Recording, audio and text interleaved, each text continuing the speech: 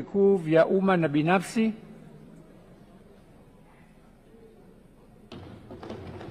Karibuni wakurugenzi wasaidizi, wakuu wa.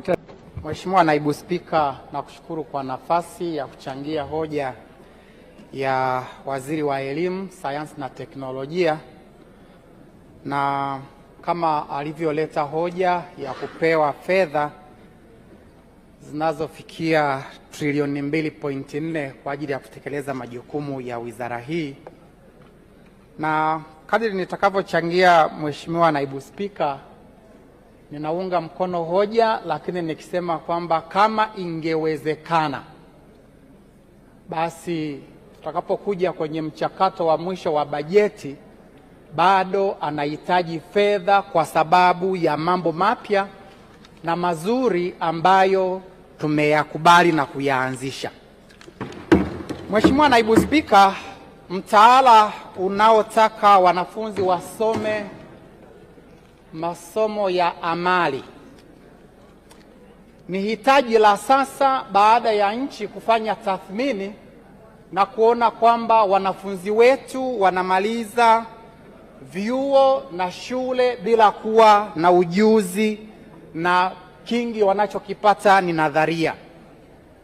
Lakini uzuri ni kwamba mwelekeo huu tunauchukua ukiwa ni mchakato ambao umekuwa ni jumuishi. Watu wengi wametoa maoni na wote tukafikia mahali tukakubali kwamba uelekeo huu ndio tunaoutaka kama nchi. Na kwa jinsi hiyo sitegemei tena kuweze kuwa na kupinduka hapo mbele kidogo. Tumekubali kwamba ndio uelekeo wetu, basi twende na uelekeo huo, hata kama kutakuwa ni mabadiliko ndani ya uelekeo tuliouchukua kama nchi, ili tusiwe kuwa tunakwenda mbele tunarudi nyuma kama taifa. Sasa hoja yangu, Mheshimiwa Naibu Spika, ninaijenga kwamba ili tuweze kupata wahitimu ambao tunawakusudia katika uelekeo wetu huu mpya, na ndiyo maana nikasema yawezekana tukahitaji bajeti zaidi katika jambo hili. Jambo la kwanza, ninatamani kwamba sisi kama nchi tujifunze kwa nchi ambazo zimefanya vizuri zaidi katika mwelekeo huu huko nje ya dunia. Na unapopitia katika watu waliofanya vizuri zaidi, hutaacha nchi ya Finland, hutaacha nchi ya Canada, hutaacha nchi ya China waliofanya vizuri katika upande wa mtaala huu wa amali. Sasa kama tukitaka tujifunze kwa waliofanya vizuri, maana ili ufanikiwe, learn from the best. Huo ndio unapaswa kuwa ni uelekeo. Yaani huwezi ukataka kuanzisha kitu kizuri alafu usijifunze just learn from the best. Sasa ili tuweze kuanza vizuri bila unyonge, bila udhaifu, hoja yangu na pendekezo langu ni kwamba walimu watakaofundisha mtaala mpya wasiwe walimu ambao hawakufunzwa vizuri. Wakiwa ni walimu ambao wametokana na mtaala wa zamani, lakini ukawa remodel kidogo tu, watapeleka ujuzi wao wa zamani katika mtaala mpya. Kwa hiyo lazima tuwape mafunzo ya muda mfupi, ya muda mrefu katika wale ambao wamefanya vizuri. Kwa hiyo kwa ushirikiano wetu na hizo nchi ambazo tutaziainisha aina ya mafunzo, muda wa mafunzo, waende wakapikwe vizuri. Wakishaiva warudi, ili krimu ya kwanza ya watoto wetu katika mtaala huu wawe wamepikwa vizuri. Jambo la kwanza. Jambo jingine, tutahitaji kujenga karakana, maabara na studio kwa ajili ya mafunzo hayo. Na nimeona katika hotuba ya Mheshimiwa Waziri amedokeza jinsi ambavyo karakana hizi, maabara hizi na studio hizi zitajengwa. Sasa hoja yangu, siku za karibuni, waheshimiwa wabunge, mtakumbuka kuna video klipu ya Waziri wa Mambo ya Nje ambayo alionyesha kwamba tulikuwa na madereva waliomaliza chuo chetu cha usafirishaji NIT, wamefunzwa vizuri, walipokwenda kupata kazi nje wakakuta teknolojia imebadilika, wakashindwa kuendesha. Lakini kwa hapa ni madereva walioiva vizuri.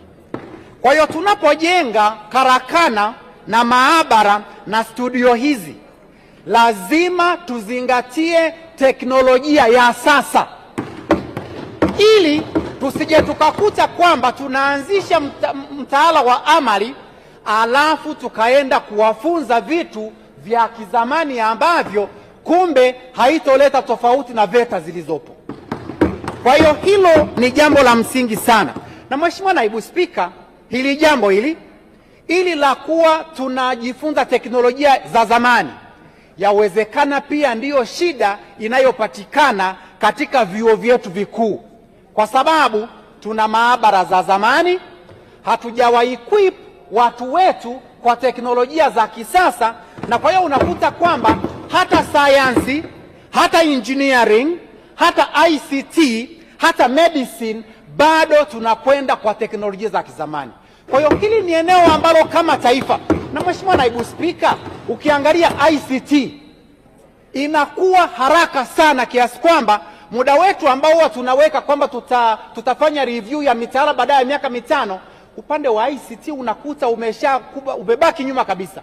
Maana ndani ya miaka mitano hata laptop versions zinakuja aina 3 ndani ya miaka mitano. Wewe unatumia ya zamani, unajikuta ukiwa nyuma. Kwa hiyo hili ni maeneo ambayo lazima kama taifa tuwe alert kwamba teknolojia inabadilika sana, hivyo lazima katika vyuo vyetu tusiendelee na mwendo ule wa zamani, tukajikuta kwamba kumbe kinachotokea nje ya nchi sisi bado tuko nyuma. Sasa ili liwezekane, ni kweli kwamba lazima waende wakabrush nje ya nchi kuona kwamba kinachobadilika kule hapa pia kinapatikana. Jambo jingine, Mheshimiwa Naibu Spika, ili tuweze kufanya vizuri, bado hatuna muunganiko mzuri baina ya wizara, taasisi za serikali, sekta binafsi na vitu vinavyojifunza kule vyuoni. Kwa hiyo unakuta wanafunzi wanasoma hiki katika sekta binafsi, watu wanafanya hiki, alafu hatuwapi muda mzuri wa kwenda kujifunza kwa vitendo.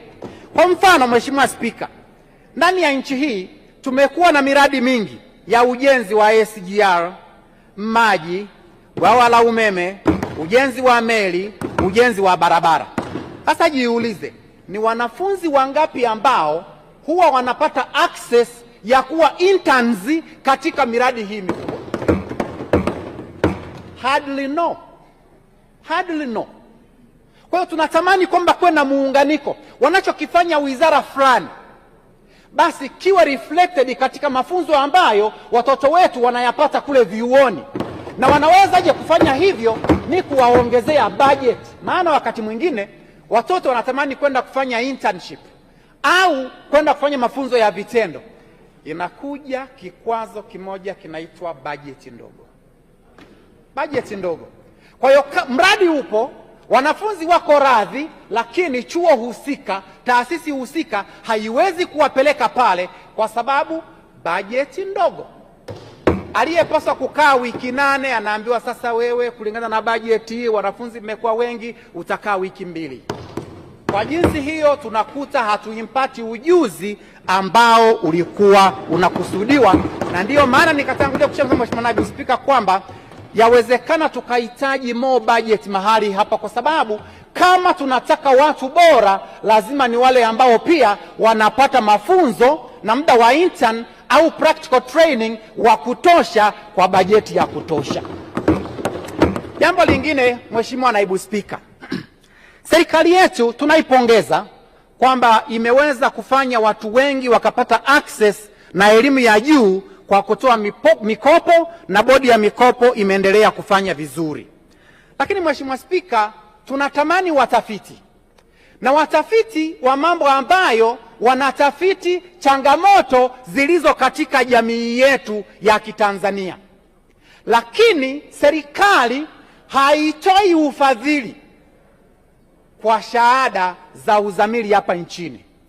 Kwa hiyo mara nyingi product ya watu wote unaowaona aliyesoma masters na PhD ni zao la miradi ya wafadhili kutoka nje, au alipata scholarship akaenda nje ya nchi.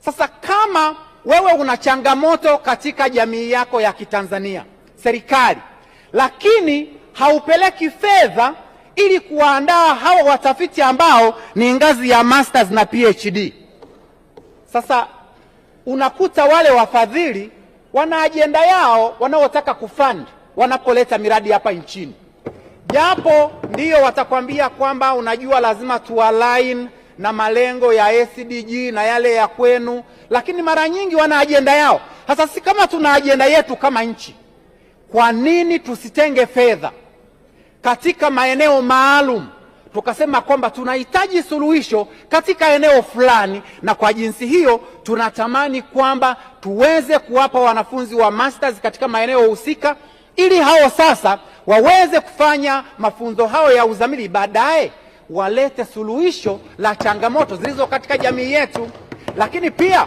matokeo ya tafiti zao yaweze kuinform policy.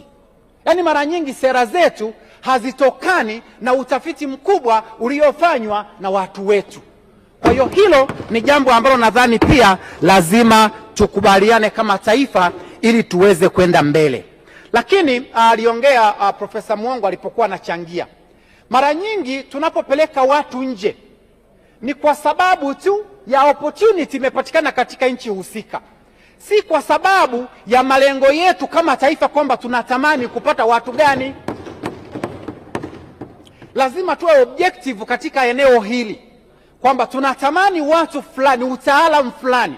Sasa huo tunaandaa watu na tunawasiliana na nchi husika ili tuwapeleke watu katika kufanya utaalamu husika, sio kwa sababu rafiki yetu India ana opportunity 10 au mko wapi 10 muende hivi. Mheshimiwa Profesa, ni ya pili. Nikupongeze kwa mchango mzuri, mengine mwandikia Mheshimiwa Waziri. Mheshimiwa Naibu Spika, ninashukuru kwa nafasi, naunga mkono hoja. Asante. Asante. Mheshimiwa